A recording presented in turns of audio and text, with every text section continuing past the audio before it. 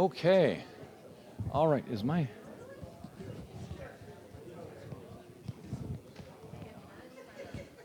All right, we'll get started with our second topic then. Just before lunch here. So, now we're going to slow down and we're going to look at just, instead of covering many, well, we're still going to cover many topics, but these will have to do with Noah's flood. Noah's flood is our subject here before we break for lunch. Noah's flood is the key to understanding Earth's history. It really is. And that might seem like a bit of a strange statement, like, really? Noah's flood is the key to understanding Earth's history? Might seem like a bit of a question mark at this point, but I hope that when we're finished here just before lunch, that'll make more sense. So just to kind of get some opening points here to get us pointed in the right direction, have you ever thought seriously about what a global flood would actually do? Since there was a global flood, what marks would it leave that we could, or that scientists could see today? Well, obviously there's going to be erosion and deposition on a global scale, right?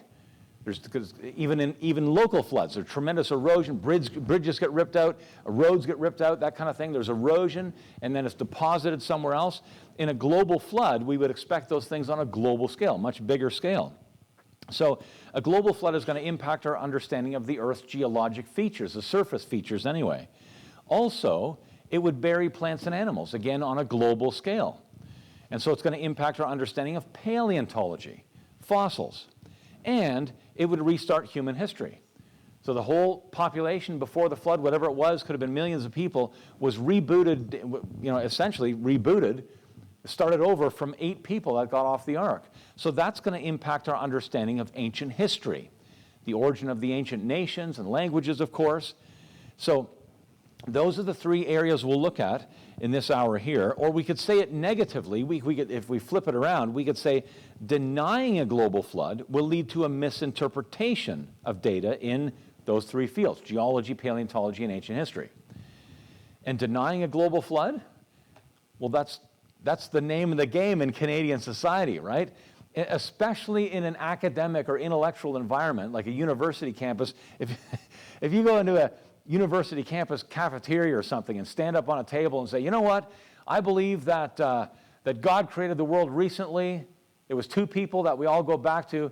And then about 1,600 years after creation, there was a global flood, and a guy made a massive barge, and 2 of every animal came on board, and there was only 8 people that survived. Well, you're going to get laughed off the campus, right?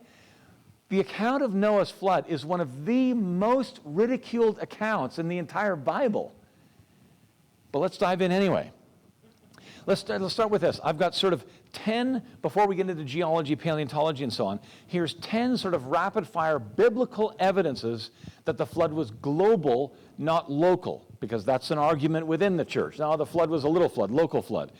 Well, number 1, the need for the ark. You ever thought about that as an evidence that the flood was global? Noah needed to build an ark because the flood was global, not local. He could have moved if the flood was local.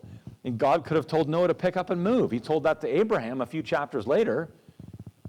Abraham moved quite some distance, as it turns out. He could have told Noah the same thing, but God could not do that because the flood was, in fact, global, and Noah needed to build an ark. The size of the ark is an evidence that it was global.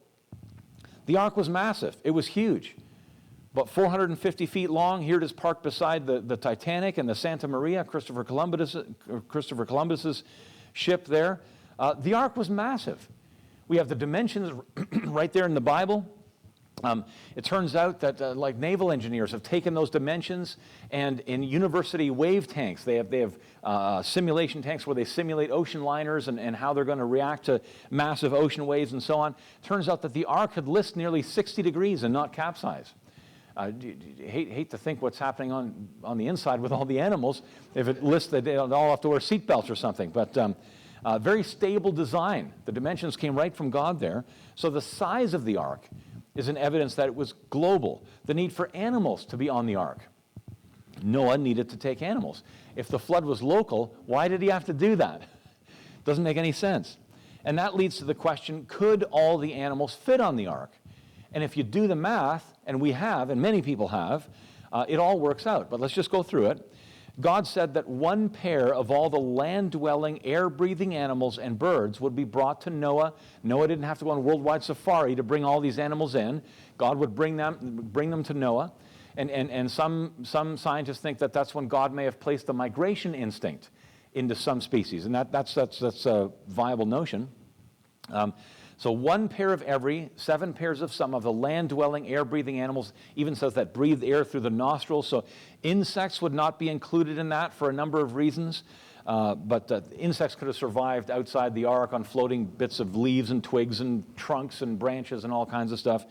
And people in Winnipeg, they're always saying, why on earth did Noah have to bring the mosquito?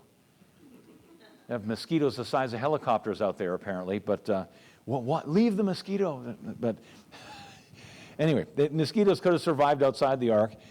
So 7 pairs of the clean animals, but there weren't that many clean animals. That gives us a total of about 16,000 animals, or 8,000 pairs. It was probably less than that. And then, those of you who know a little bit about biology, you might say, well, wait a second. There are way more than 8,000 species in the world today. How do we get the millions of species we have today from 8,000 pairs that were on the ark? There was speciation after the flood. And we'll say more about that after lunch. We're talking about biology and genetics after lunch. But there was speciation. We might think of the cat kinds. You got the saber-toothed cats and the Maine cat kind. And then there was possibly diversity within a kind. That's biblical. Before the flood, at the time of the flood, God brings representatives from each of those 2 groups to Noah to take with him on board the ark. And then here we have all the cats we have today. The cheetahs seem to be their own branch. We have the smaller cats that we have in our homes, the big cats, lions, tigers, jaguars, that kind of thing.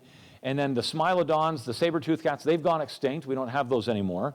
But through hybridization experiments and so on, it's becoming more and more clear that all the cats that we have today, both the big cats and the little cats, came from a single pair that got off the ark. It used to be thought maybe a couple of pairs, the big cats and the small cats and so on, but it's looking more and more likely that all the cats we have, many different species of cats, came from 2 that got off the ark. That's how you can have 8,000 kinds on the ark, not species, kinds, and get the millions of species we have today. So 16,000 animals, it was probably less than that, but let's just go with worst case scenario. What's the average size? We're trying to figure out floor space and average size and could they fit and how much room and that kind of thing. The average size was suggested longer ago, maybe something like a large dog, German Shepherd dog or a sheep or something. Newer calculations suggest that that's probably much too large. The average size would have been something like a rat. But let's go with worst case scenario. Let's go with how much floor space on the ark would 16,000 sheep-sized animals take, and you get to about 1/3 of the floor space of the ark. There was lots of room. The Bible was to be built with 3 decks, lower, middle, and upper deck. Maybe animals were on the middle deck, and on the upper deck you have food supply, and then trap doors in the floor. You shovel the food down to the animals and that kind of thing. On the bottom deck, you have plenty of room left over for swimming pool, go-kart track, badminton, and actually, you know what? There was room on the ark for thousands of people to be saved from judgment. Noah preached for over 100 years, the Bible tells us, but only 8 people heeded the warning that judgment was coming. There was room on the ark for thousands of people. What about dinosaurs? I think we had that question this morning already. Dinosaurs on the ark? And the skeptics have a field day with this one. They say, what, dinosaurs? Because the Bible says 2 of every land-dwelling, air-breathing animal. That would include dinosaurs. Dinosaurs are land-dwelling, air-breathing animals. And so if we're consistent, if we're thinking biblically as Christians, dinosaurs would have been brought to Noah to take with him on board the ark. And here's where the skeptics think, well, no, because here's dinosaurs, right? And here's the ark, and here's dinosaurs. And it doesn't work. But there's a simple solution to that. And I asked the kids yesterday morning, and they all knew, how are dinosaurs born? They all said right away, eggs. And I asked them to show me with their hands, how big do you think the largest dinosaur egg ever found was? You know what? It's about this big. A little bit bigger than a football. So even Brachiosaurus, which grows to over 4 stories tall in adulthood, it didn't start that big. It started small. I mean, poor mom. It started small, right? So God likely brought small dinosaurs to Noah. I mean, and in addition to that, Noah was smart, right? Don't bring the grandma and grandpa Brachiosaurus. Bring the one that's 6 feet tall, 7 feet tall, right? Take the smaller one, the younger ones. Hello? There's a simple solution to some of these things. So, number 4, moving on. The need for birds to be on the ark is an evidence that the flood was global, isn't it? Birds were supposed to be brought on the ark. Why? If it's a local flood, why on earth did you have to take birds? Birds get up and fly away. He needed to take birds because the flood was not local. It was a global flood. Number 5, the judgment was universal. We can look at the language of Genesis here. And God saw that the wickedness of man was great in the earth, and that every imagination of the thoughts of his heart was only evil continually. And the Lord said, I will destroy man whom I've created from the face of the land, from the face of the earth. But Noah found grace in the eyes of the Lord. Noah is singled out, but everybody else is under judgment. And so there's this universal language there in Genesis. Number 6, the waters were above the mountains. The Bible tells us 15 cubits upward did the waters prevail, and the mountains were covered. A cubit is the distance from the tip of your hand to your elbow, roughly 18 inches. So the mountains were covered with more than 20 feet of water. How can it not be a global flood? If you're covering the top of the mountains, then everything else is covered too, right? Like we did a Photoshop image of, okay, so what would a mountain covering local flood look like? And maybe it looks something like this, right? That doesn't make any sense. If the mountains are covered, then everything else is covered too. Number 7, the duration of the flood is an evidence that it was global. The flood began in the 600th year, the 2nd month, the 17th day of Noah's life, and it ended in the 601st year, the 2nd month, the 27th day of Noah's life. So the flood was a year and 10 days. What kind of a local flood lasts for over a year? That's some local flood, but again, global flood. Number 8, has God broken his promise? Remember the rainbow covenant that God made with Noah after the flood? I'm never going to destroy the earth in this manner again with water. Well, if Noah's flood was a local flood, God would have been breaking his promise thousands of times. There's local flooding every year in some areas. But has God broken his promise? No. Noah's flood was global, and we've never seen another global flood. We would have noticed, I'm sure. Number 9, the Hebrew terminology. We can go into the Hebrew. The English is plain enough, but we can go back to the Hebrew. For example, the earth is aretz in Hebrew. It's used 46 times in the flood account, in those flood chapters there. For example, here it is here. And the waters prevailed so mightily on the aretz that, look at this, all the high mountains under the whole heaven were covered. There's the whole earth, all the mountains on it were covered. There's this universal language. And you can go back to the original Hebrew, and it's there as well. The waters prevailed so mightily. Okay, we looked at that already. Number 10, last one. The New Testament speaks of the flood as global as well. We have Luke writing, the flood came and destroyed them all. Not just some people in this part of the earth over here, and those people that moved over there, they escaped it. No, it destroyed them all. Peter writes that God did not spare the old world, and world there is the Greek word cosmos, where we get our English word cosmos from, but saved Noah, the 8th person, a preacher of righteousness, bringing in the flood upon the world of the ungodly. So there's 10 sort of rapid-fire evidences for a global flood. So what would we expect to find? Since the flood happened, what are we going to see? What mark is it going to leave in geology? We'd expect to find sedimentary rock showing evidence of rapid deposition, not this, what we've always heard, slow and gradual deposition. We'd expect to find rapid deposition. We'd also expect in geology large-scale geologic features. Let's say continent-wide features. If it was a global flood, it's going to produce large-scale features. That's what we would expect. In paleontology, fossils, we'd expect evidence for both rapid and recent burial, maybe evidence that living things were buried alive. Rapid burial. We'd also expect a general pattern to the fossil record, with exceptions. The flood would bury things in a certain sequence, but it was a catastrophic event, so it's not going to be a neat sequence. There are going to be things that are going to be out of that sequence. So a general pattern with exceptions. In ancient history, we'd expect to find evidence that human population in ancient nations began about 4,400 years ago, back to the time of the flood. So now let's back up and we'll take these one at a time here.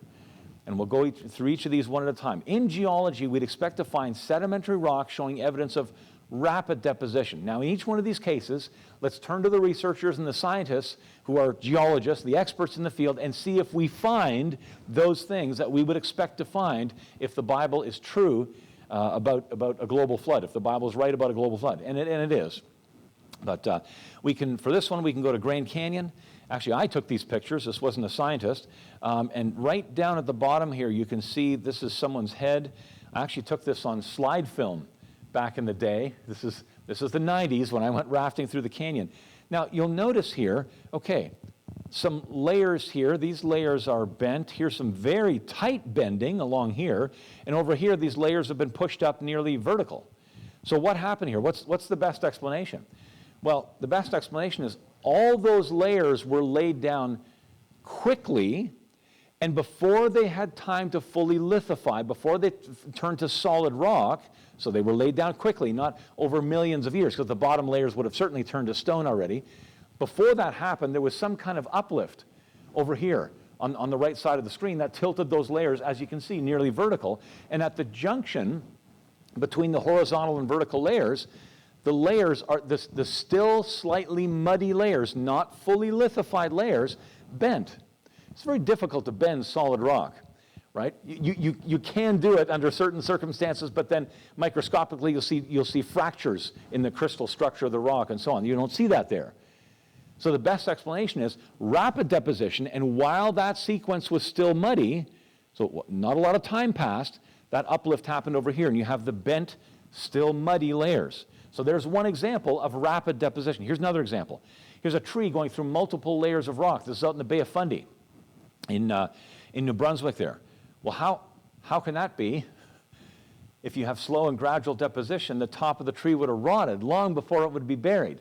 The entire thing must have been buried pretty much at once, or certainly not in a millions of years time frame. Here's another vertical fossil tree with its base in a coal seam down in Tennessee there. And these are not that rare. They're actually quite common. Plants and fossils going through multiple layers of rock must have been buried rapidly. So there are some examples of rapid burial. So do we see sedimentary rock showing evidence of rapid deposition? Yes. There's many other examples we could look at, but for sake of time, let's move on. In geology, we'd also expect large-scale features, like continent-wide features. Let's go back to Grand Canyon. Here's a cross-section of the rocks we see in the canyon. So here's the canyon over here, and you go rafting down here, and you can see these layers of rock exposed there in the canyon, but they cover a huge extent, not just in the American Southwest. Some of the layers exposed in the walls of the canyon there can be traced to England. That is a large-scale geologic feature. So not just a few 100,000 square kilometers in the American Southwest, you can actually trace it across the Atlantic to England. That's a large-scale feature. And if we follow the strata at the rim of the canyon here from the south further to the north, there's Bryce Canyon, Zion Canyon are beautiful places in the American Southwest, but there's thousands of feet of additional layers of rock further to the north. Well, how much of that thickness at one point extended over the Grand Canyon area? There's a butte that stands near the rim of the canyon that preserves about 2,000 feet of what used to cover that entire area. And there's good evidence for another 3,000 feet on top of that. So at Grand Canyon here, we're seeing massive deposition over a huge area and massive erosion. And so those are the kinds of things that we would expect given the biblical account of a global flood. Here's another one. The fit of the continents. That's a large-scale geologic feature. We're talking about continents of the whole Earth now. The first person to publish on that was Antonio Snyder. He published actually the same year that Darwin wrote his famous book, 1859. And he was a creationist, a Bible-believing scientist, and he surmised that the breakup of the original supercontinent probably happened during the flood. Now, he didn't have the science back then that we have today. Today, he was absolutely right. That happened during the flood. The continents have moved apart. So for us as Christians, the question is, when did it happen and how did it happen? The only place that we can put it is in a biblical flood, in a global flood. Because the movement of the continents is so catastrophic. Actually, it's the movement of the plates that caused the flood. So here's what we're talking about. Imagine this is Vancouver out here, and here's the coastal mountains. And so here's the Pacific Ocean plate being pulled into the earth by gravity. It's very, very heavy. So it's being pulled by gravity underneath the continent or deep into the mantle. And what geophysicists have discovered is once you break that friction, see, the mantle is still mostly solid rock. It's at about 80% of its melting temperature, but it's still solid rock. So there's friction keeping those things in place. But what was discovered a couple of decades ago is that if you break that friction, it creates heat, which melts some of the rock, which almost acts as a lubricant. So the plate starts moving faster and faster and faster, and you recycle all of the pre-flood ocean floor into the earth. It's called catastrophic plate tectonics, and developed by this guy and his team here, Dr. John Baumgartner, working at Los Alamos National Laboratories, fairly prestigious scientific outfit if you know your World War II history. Using supercomputers, this model that he developed, you can't do it with a physical model of the Earth, like a miniature Earth. It's done with computer simulations. All the physics, all the geophysics, all the conservation of energy equations go in there to get the plates to move properly and so on. He is acknowledged as having developed the best 3D supercomputer model of plate tectonics. And his research was partially funded by NASA. NASA was thinking, what's going on Venus? Rapid plate tectonics seems to have happened on Venus. His model has been independently duplicated by other researchers and thus verified. If you do an experiment and you keep a good logbook, and others can take your notes and duplicate the experiment and get the same results you did, then you've done your homework. Well done. And that's what's happening here with his model as well. And by the way, Dr. Baumgartner is a biblical creationist. Just thought I'd throw that in. The #1 geophysicist in the world of modeling plate tectonics, the movement of the plates, is a Bible-believing Christian. We've had him at some of our big conferences and so on. But he's retired now. Here's some of the outputs from Dr. Baumgartner's model. You can see here, this is early in the process. So we're talking no Atlantic Ocean. Here's where the Atlantic Ocean is going to be. Here's South America. This is going to become North America. This is going to become Africa here. So the red and yellow areas, like out in the Pacific there, that's where new hot material is coming to form new ocean floor. It's coming from deep in the mantle, very hot material, nearly molten rock. The dark blue areas here along the west coast of both North and South America, those are subduction zones, where the Pacific Ocean plate is being pulled by gravity. It's very heavy. It's being pulled by gravity into the earth. Here's a little bit later in the process. You can see the Atlantic Ocean opening up here very nicely, tens of thousands of kilometers, where nearly red-hot rock is coming up to form new ocean floor. Seawater that gets onto that area flashes to steam to rise into the atmosphere, and in only minutes or hours later falls as rainfall. Some of the calculations for rainfall based on this model, how much rainfall would that produce given how much water is going to be vaporized and so on? The calculations suggest global rainfall as a result of this process at a rate of 3 feet an hour. Incredible. The idea is that the entire oceans were vaporized several times over during the flood. Incredible damage and hazard there. What else can we look at? So here's India. India, or what's going to become India, India is going up. You can see the arrows, the vectors there. India is coming up. Asia is coming down. Guess what happens when they collide? Smash. You push up the Himalayan mountain chain, including Mount Everest. There are fish fossils on the summit of Mount Everest. How did they get there? Fish don't climb mountains, right? Well, Mount Everest didn't exist before the flood. Most of the world's mountain ranges didn't exist before the flood. They're a result of the stretching and compression and smashing around of the continents late in the flood. Late in the flood, as India smashes against Asia, you push up the Himalayan mountain chain. Work has been done on, you've heard of continental drift? That's the slow version of this. Work has been done on, well, if we go with the slow version of it, the Atlantic Ocean is opening up at 2 inches per year and that kind of thing. Is there enough energy there when India collides with Asia to push up the Himalayan mountain chain? And the answer is no. You need to smash those plates together at a higher rate of speed to get the energy to push up that mountain chain. But that kind of leads to the question, well, where did the water come from for the flood? And is there, we don't need 5.5 miles of depth of water around the earth. So how much do we need to get a global flood? And where did the water come from? Have you heard of Jacques Cousteau? Is that name? Yeah. If you're under 30, you've probably never heard of this guy. But he was not a creationist, not a Christian, didn't believe in a global flood, but he knew a lot about the oceans. He was the first person to kind of take like film cameras, movie cameras, and waterproof housings underneath the ocean. And he did these amazing nature documentaries. I remember watching some of them as a kid. He basically showed the world what was going on underneath the ocean waves. Just phenomenal documentaries there. He was instrumental in the development of the aqua lung, which later became scuba.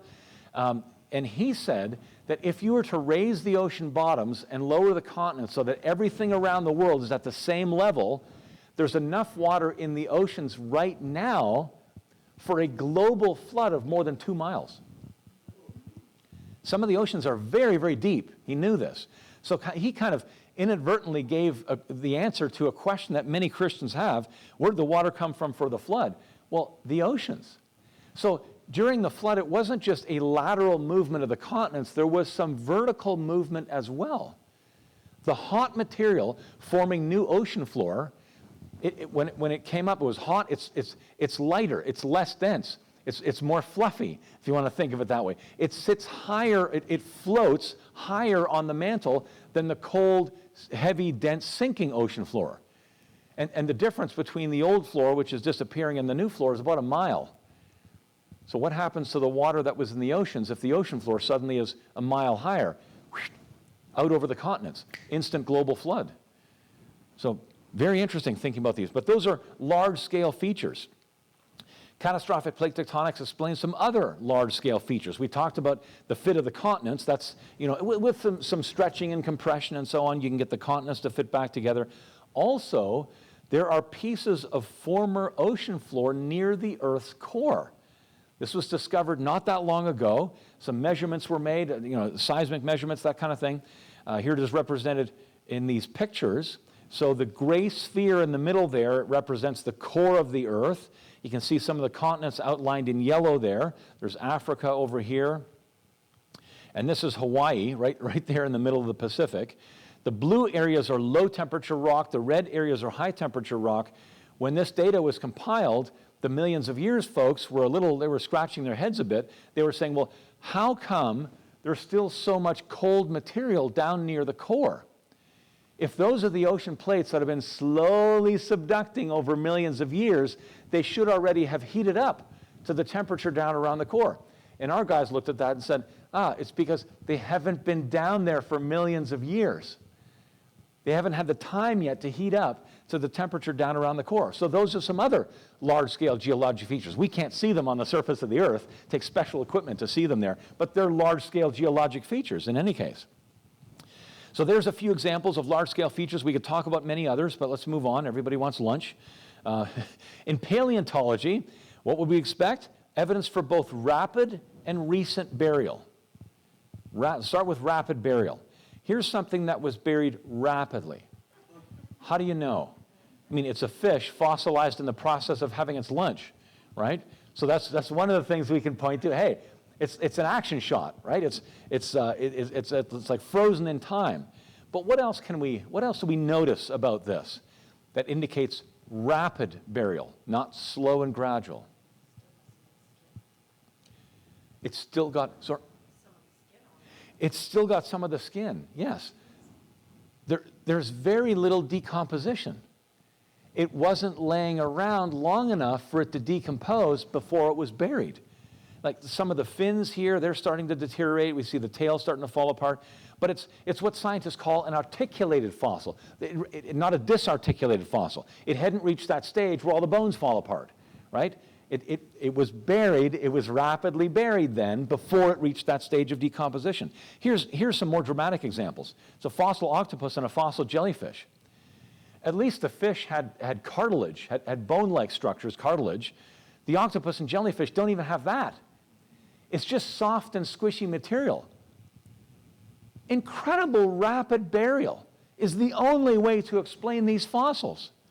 Like a jellyfish laying around on a beach. How long do you think that thing could last? A week? Maybe a week?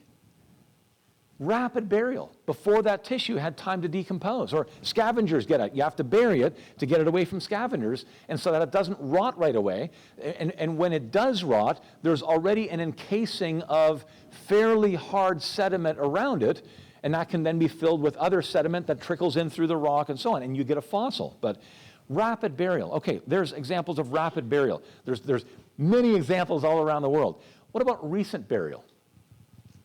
A famous dinosaur hunter here in Canada, he's actually famous internationally, Dr. Philip Currie. He's a world-famous dinosaur hunter, not a creationist, but in one of his dinosaur books he said this: bones do not have to be turned to stone to be fossils. And I found this next bit amazing. Usually most of the original bone is still present in a dinosaur fossil. He's a dinosaur expert, this guy. And he's saying that the original bone is still there. Now, bone is going to last longer than soft and squishy bits, obviously, but bones still disintegrate. They're not indestructible. They will decompose over time. And he's saying dinosaur bones, the original bone in most cases is still there. Is that shocking? It is to me. Bones can't last 65 million years. Stone can, but bones are still organic material. They're going to disintegrate over time. And as an example of that, this is a T-Rex named Wankel Rex after its discoverer, Kathy Wankel. It's about a 90% complete T-Rex skeleton there. Another fairly famous scientist, a paleontologist, Dr. Mary Schweitzer, she describes it this way: it's an exceptionally well-preserved specimen of the tyrannosaurid dinosaur Tyrannosaurus rex. Shows little evidence of permineralization, that's a type of fossilization, or other diagenetic effects. Most fossils show signs of sediment infilling or secondary material deposition, but certain specimens can show little evidence of diagenetic change. That's her description of Wankel Rex. Okay, what does diagenetic means?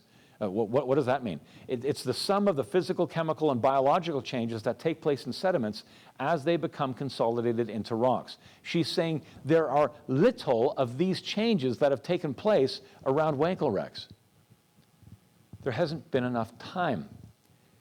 It was recently buried, not buried millions of years ago. Then there would be these effects that have already taken place. Back to Dr. Currie, talking about Wankel Rex. The nodules, he's talking about iron nodules here, prevented water from invading the bones. And I love this next bit, which for all intents and purposes cannot be distinguished from modern bone. So he's looking, put your scientist thinking caps on for a minute, right?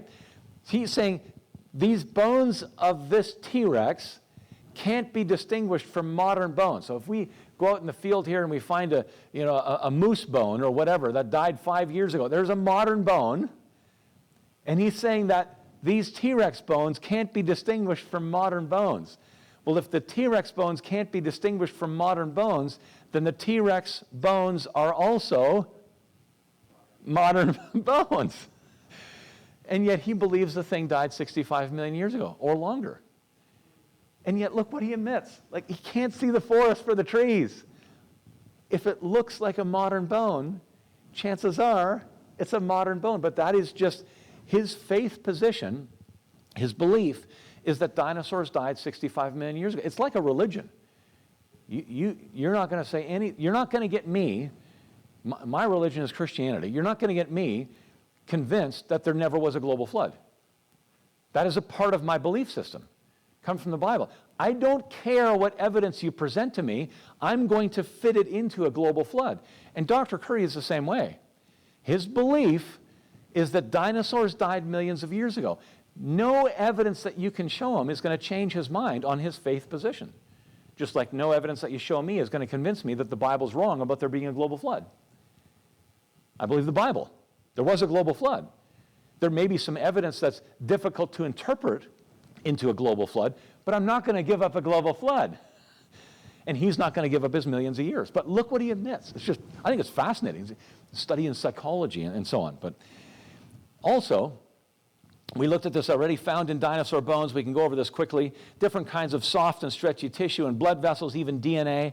Now, obviously, evolutionists are concerned about the age of dinosaur bones when they're pulling DNA fragments out of their dinosaur bones. So some evolutionists, some evolutionary scientists got together, a group of them. How long, theoretically, could DNA last? And what they came up with was 6.8 million years. 6.8, not 68. The maximum theoretical age is 6.8 million years. But here's the kicker. If it's frozen solid, a lot of these dinosaur bones are found in Montana. They have summer in Montana. They're not frozen solid for all of their history. And it doesn't work. It doesn't fit into that paradigm. But anyway, there are some examples of both rapid and recent burial. What else would we expect in paleontology? We'd expect a general pattern to the fossil record with exceptions. Because if we think of what a global flood would do, the first things buried would be creatures, we would think, would be creatures at the bottom of the ocean. And then as the flood waters continue to rise, we'd get fish and then amphibians that live near the shore, and then reptiles that hang around near the coastlines.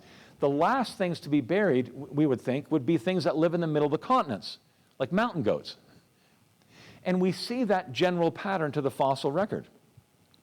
Actually, we can take a bit of a detour here. If we just look at a little rabbit trail, if we just look at the composition of the fossil record, 95% of all the fossils in the entire world are marine organisms.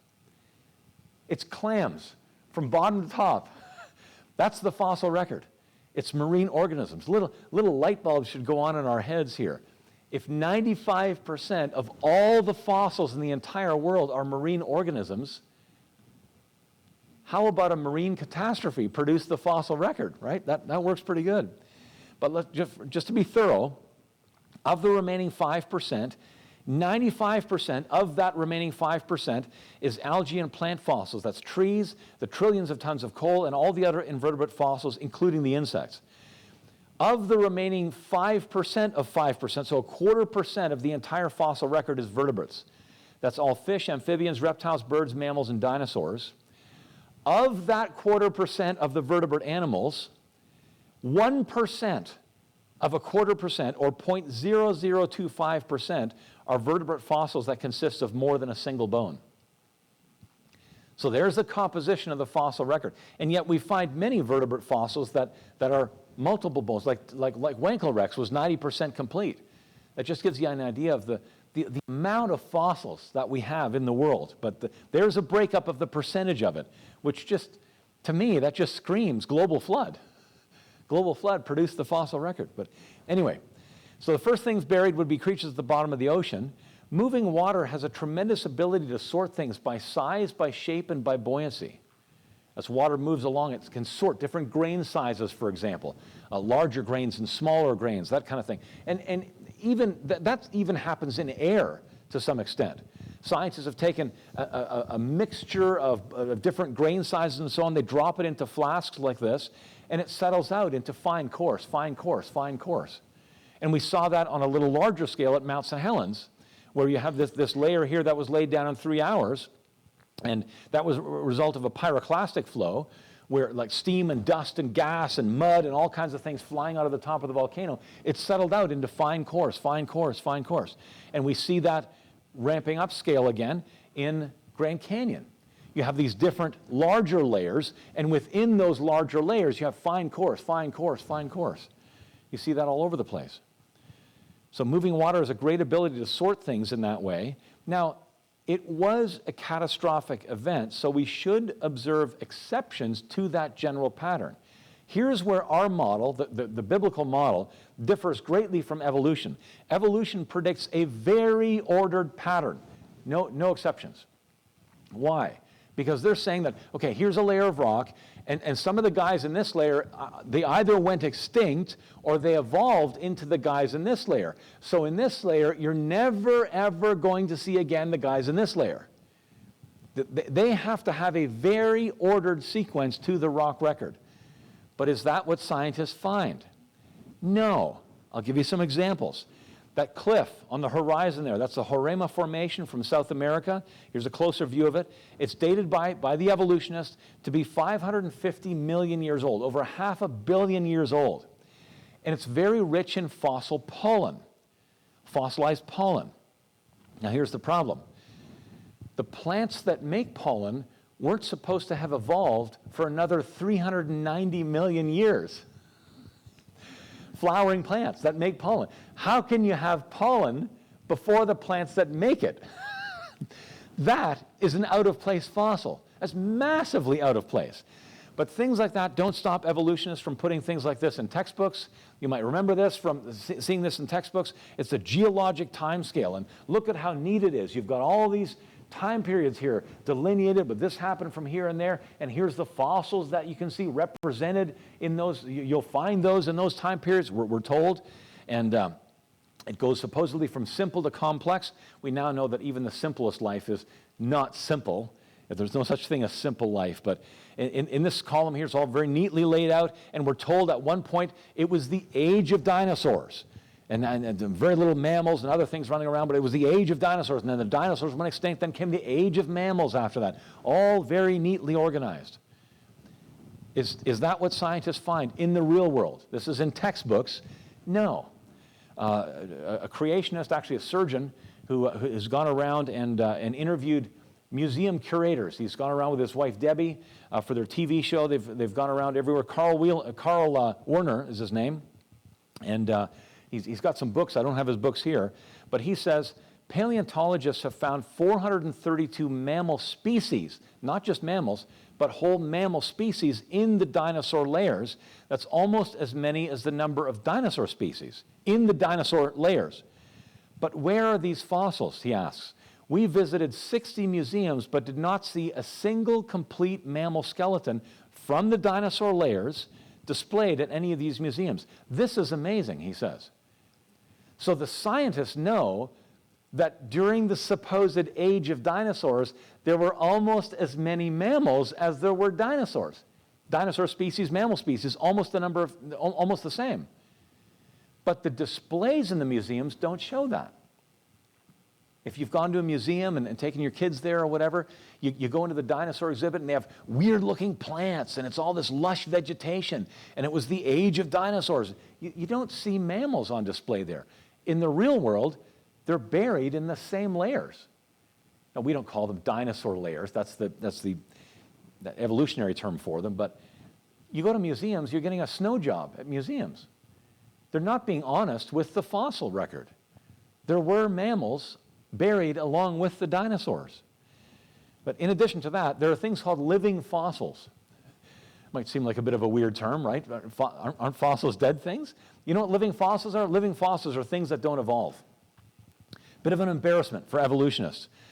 For example, ginkgo trees. There's a type of tree, they're living today, and they're represented in the fossil record. They're dated by evolutionists to be 125 million years old. Here's the problem. The leaves and the branches that we have represented in the fossil record are identical to the living counterparts. So there's been zero evolution for 125 million years? Even the output from the sun has changed dramatically over that huge period of time. There should be evolution, but there isn't with these living fossils. Crocodiles, 140 million years. We have fossil crocodiles that look exactly to living crocodiles today. No evolution.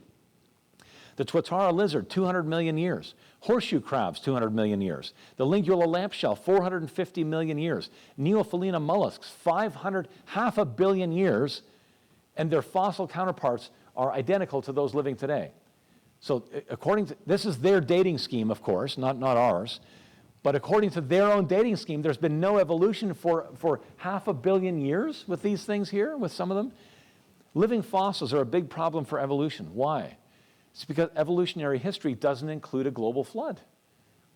If you don't have a global flood in biblical history, you wind up with these problems here. This thing here, it doesn't exist. It only exists in textbooks, doesn't exist in the real world, anywhere. Some of our scientists, our geologists, have come up with different drawings like this. Here's one that represents, well, there's actually two scales here. There's a time scale over here and a rock scale. And you can kind of line them up with these arrows here. So here we have creation around 6,000 years ago, about 4,000 BC. It was a short period of time, so not a lot there, but it produced a huge amount of rock. That's the rock that God would have created on day 3. And then you have the period before the flood, between creation and the flood, 1,700 years, not a whole lot going on geologically. Yes, rivers would have eroded things here and there, and you'd have rain and that kind of stuff, but not a lot going on geologically. Then you have the flood. That produced a huge amount of rock. That would have ripped up all of the original, or a lot of the originally created rock, and redistributed it and redeposited it and so on. And this was done by Dr. Tasman Walker. And Dr. Walker has divided the flood into different phases you can see here. There was the initial 40 days, the eruptive phase of the flood, when the fountains of the great deep erupted and the windows of heaven opened and so on. Then it continued to ascend for 50 days. It reached its zenith 60 days after that. Then the waters start to abate. The ark lands in the mountains of Ararat, and the waters start to go down for 110 days. And then at the end of that, the waters disperse from the continents. At each one of those phases, there would be different geological things being produced. At the onset, you have a massive ripping up of the sediments, then it's deposited elsewhere a little bit later. Then toward the end of the flood, you have periods of erosion and so on. And other people have done other graphs like this.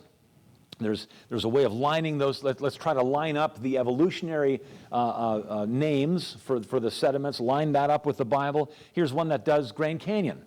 Here's pre-flood and during the flood and post-flood and so on. And so there's been a number of attempts to understand the rocks in a much more biblical framework, much more helpful framework. Anyways, yes, there is a general pattern with exceptions. Let's move on. Our third category, in ancient history, we'd expect to find evidence that human population in ancient nations began about 4,400 years ago. So how about we start with population?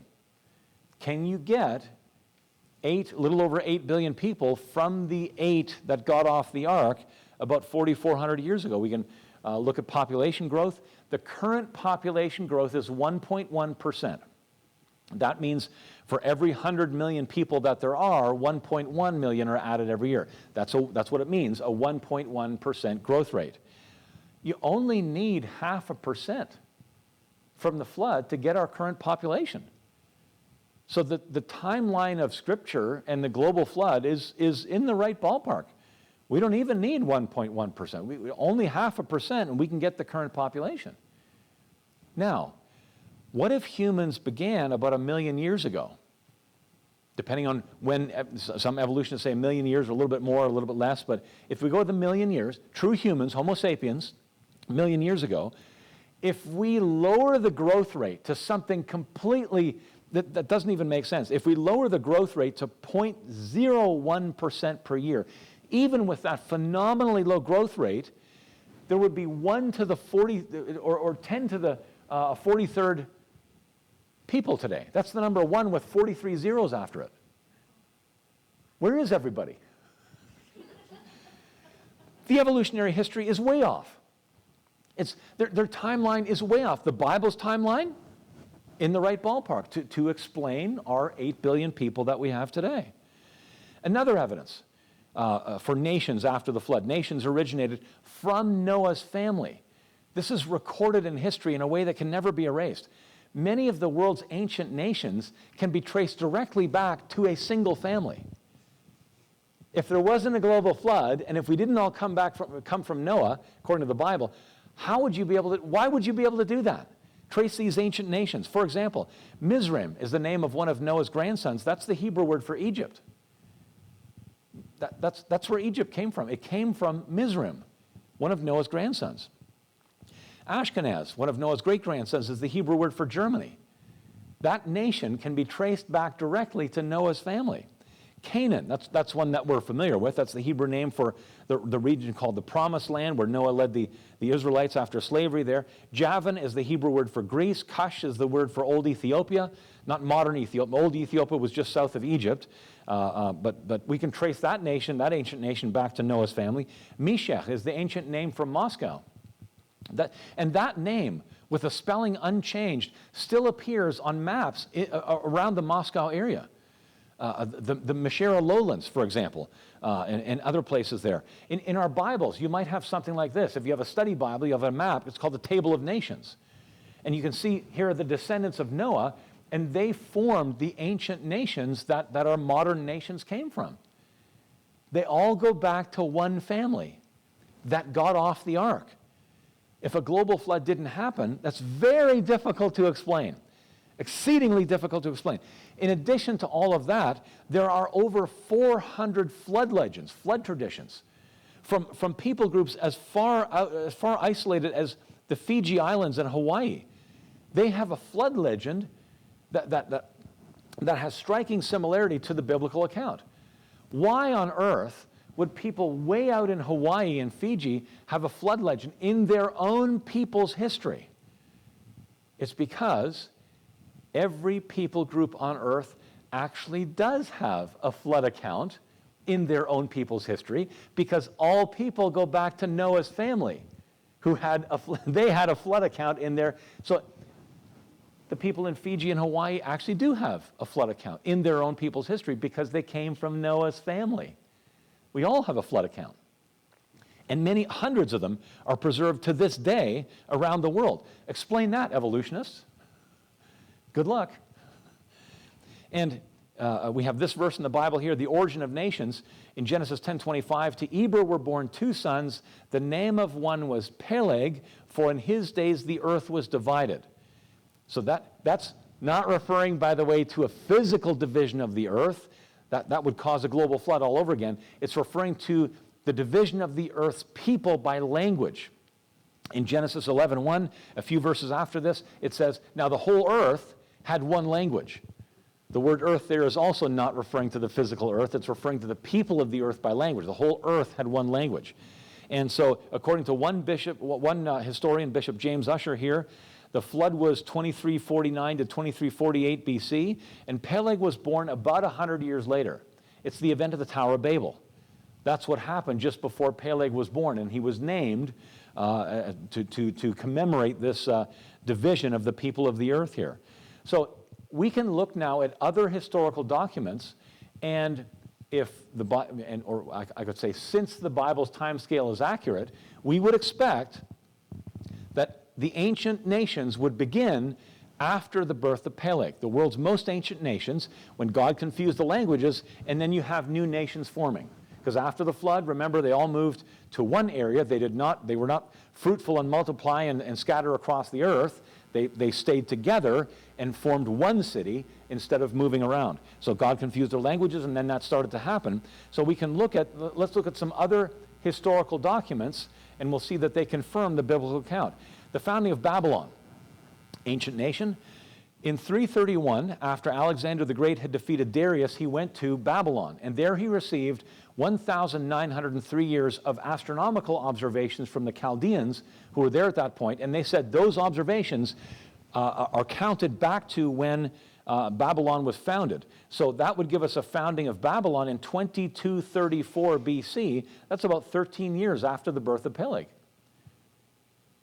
That's a pretty good fit. That ancient nation began about 13 years after the birth of Peleg. What about Egypt? The Byzantine historian Constantinius Manasses, he wrote that the Egyptian state lasted for 1,663 years. Now, if that's right, all we need to do is count backwards from when Egypt was conquered in 526, and we get a founding of Egypt in 2188 BC. That's about 60 years after the birth of Peleg. That's another really good fit. The founding of Greece, another ancient nation. The 4th century bishop and historian Eusebius of Caesarea, it's a famous name in church history, According to him, the first king of the Greek city of Sicyon, which is west of Corinth, began his reign 1,313 years before the first Olympics, which was in 776 BC. That gives us a founding of Greece in 2089 BC, or about 160 years after the birth of Peleg. Again, another really good fit. So here we're using other historical records of the founding of these nations, and they confirm they fit with the biblical account. It's fun stuff. And of course, with the origin of nations, we have the origin of language. And that started the whole origin of nations, right? And the evolutionary view of the origin of language is something like this. It's like their biological view. It's like a tree. You have one sort of proto-language that then changes into all the languages we have today. But they can all be traced back to a single language. That's the idea. Into like whatever that was, like grunting and you club your wife over the head and drag her to your cave and that kind of thing. The problem is, that's not what linguists find. There are similarities between, for example, French and German and English and Spanish and so on. There are different language families. There's about 20 or so different language families, but there's very little connection between those language families. You can't whittle them all down to a single proto-language. What linguists are finding looks a whole lot more like this. So you've got God creating maybe 20 or so different languages, and from there you have the languages evolve over time into the different dialects that we have today and so on. So again, there's another confirmation, more support for the biblical account. Now, there's one people group that the skeptics, the Bible haters, love to throw at Christians to try to rubbish the account of a global flood. They say the Chinese people have an unbroken history going right back through your little global flood here, so therefore there never was a global flood. Okay, well, let's have a look at the Chinese language then. And their characters, you're probably familiar with this, they're a little more elaborate than our alphabet. Here's a word that means to covet or desire. And some of these words, they put other words together, and you get, for this one here, you get covet or desire. This is composed of the word for two trees. You can see it up on top there, two trees. You put that together with the word for woman, and that gives you the word covet or desire? Why? It's because, well, the woman desired the fruit from one of those two trees, and so that produces desire. Interesting. So you have the events of creation built into the written Chinese script. Here's another one. This word means forbidden or to warn. It's composed of two trees, like the previous word was. Two trees plus the word God gives you the word forbidden. Why? Why two trees and... it's because, well, God forbade them from eating from one of those two trees. Interesting. Here's a word for boat. It's composed of the word vessel. That one makes sense, right? There's one that makes sense. A boat is a vessel, and eight, and people. Wow. I wonder why that would... maybe because, according to the flood account, 8 people survived the flood on a large boat. The Chinese language, the written language, was developed after these events took place, not before. And it's hard to imagine that they existed for, a long time without a written language. And these characters, by the way, the modern characters are a little different. These characters are from archaeological finds on bone and on pottery and so on. It's the original Chinese language.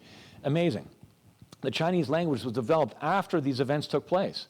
So yeah, that's not a problem for a global flood. So we've looked at these different areas here. There are other consequences for Noah's flood that we could go over quickly. For example, an ice age was triggered by the flood. What you need to get an ice age, the flood produces. You need warm oceans, you need more evaporation specifically, and cooler continents, cooler summers.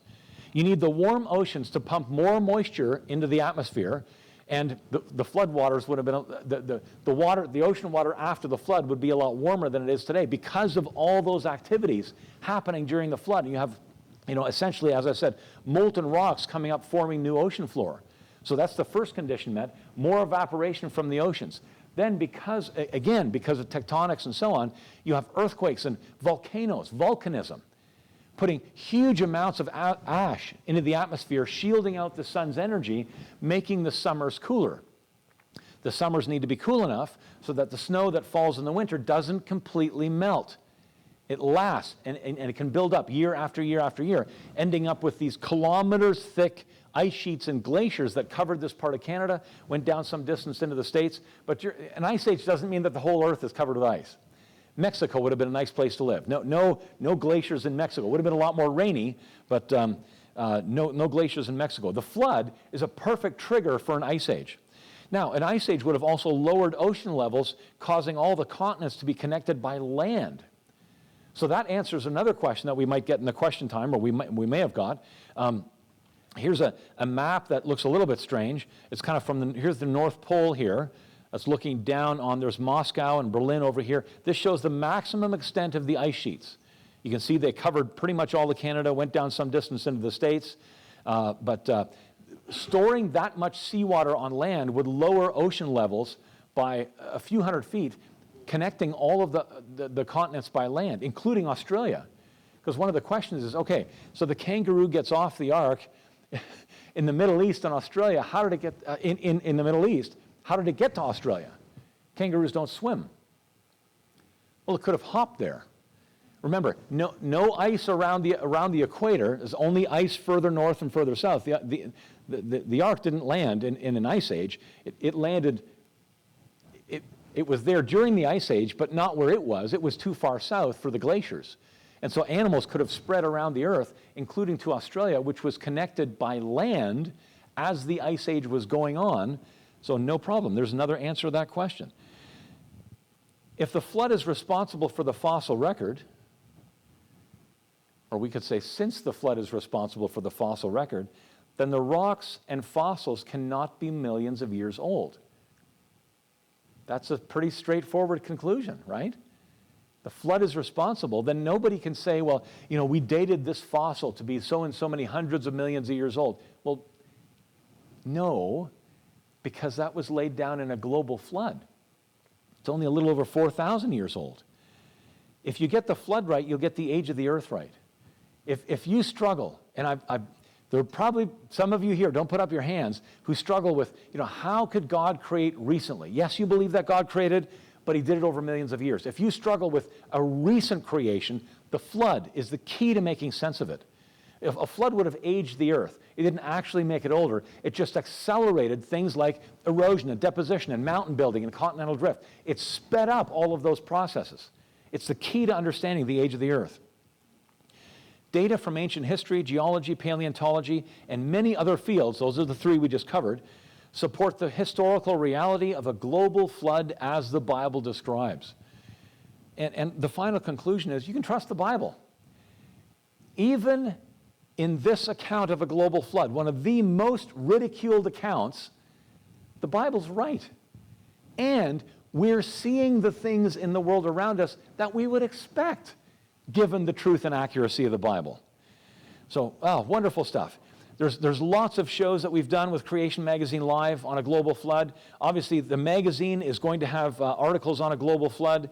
There's other resources as well. There's quite a few chapters in the Creation Answers book. If you pick that up, again, our most popular book, chapters 10, 11, 12, 13, 14, 15, and 17 all relate to answering questions about a global flood.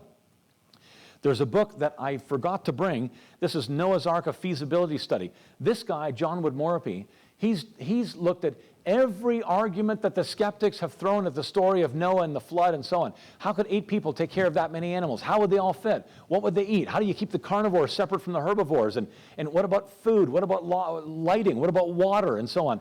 What about the smell? He's looked at everything. And it's a fantastic book. Anyway, I don't have it with me, but you can order it on creation.com. But it makes me think of, do you know what kind of lights they had on the ark? Floodlights. Sorry. There's a DVD on Mount St. Helens. I've talked a couple of times here on Mount St. Helens. I don't have that one either. You can get that one on creation.com. Some amazing things happen at Mount St. Helens to really help us comprehend what may have been going on a much more energetic scale in a global flood. Some amazing things happen there. Obviously, biblical geology, I've mentioned that before, that fits beautifully with what we've just talked about here. As you go through the Genesis account, obviously you're going to run through the flood chapters there, and some of the kids' books that we have aspects, they touch on the flood as well, and obviously in the massive pack there, you're getting that as well, and that's hugely discounted. Noah's flood is the key to understanding Earth's history. Does that statement make more sense now than it did like 3 hours ago when we started this session? It does, doesn't it? If you don't consider that a global flood actually happened, you're not going to see the Earth's geologic features properly, you're not going to see the fossil record properly, and you're going to misunderstand ancient history, the ancient nations. You're going to get it wrong. It is the key to understanding the Earth's history. Wonderful stuff. Let's have lunch. Let me pray, and then we'll have lunch, and the pastor's got some announcements. All right. Gracious God and Heavenly Father, we thank you for science. We thank you for scientists and the amazing discoveries that are continually being made about your creation. We can look at those and we can dance with joy for how they fit with, they match Scripture. Lord, thank you for preserving your word down through the years. We can look at it, we can trust it, and I pray for folks here who have doubts about your word or doubts about aspects of your word, that their faith would be strengthened today as we go back and forth and discuss these different aspects and so on. And more than that, I pray for the folks that aren't here this morning. I pray that the folks that are here would perhaps share some of this information with them so that they might come to know that you are Lord and their Savior, and the Bible is true. We pray all these things in Jesus' name. Amen. We're a little bit behind schedule, like